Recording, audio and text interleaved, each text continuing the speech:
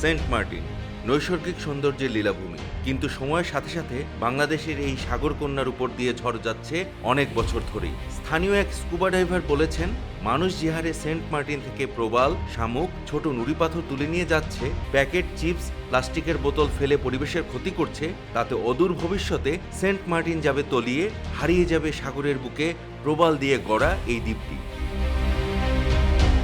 এদিকে Saint Martin বন্ধ ও খোলা নিয়ে জল্পনা কল্পনার শেষ নেই।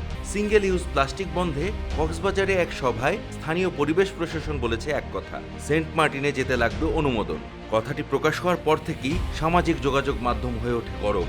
নেটিজেনদের কেউ বলছে এটা আমেরিকার কারসাজি, পাকিস্তান ভিসা ফ্রি, আর সেন্ট মার্টিন যেতে টাকা লাগবে। আবার কেউ বলছে ঠিকই আছে, পরিবেশ নষ্ট করবা আর বন্ধ করলে গোস্সা করবা, এবার লেও ঠেলা।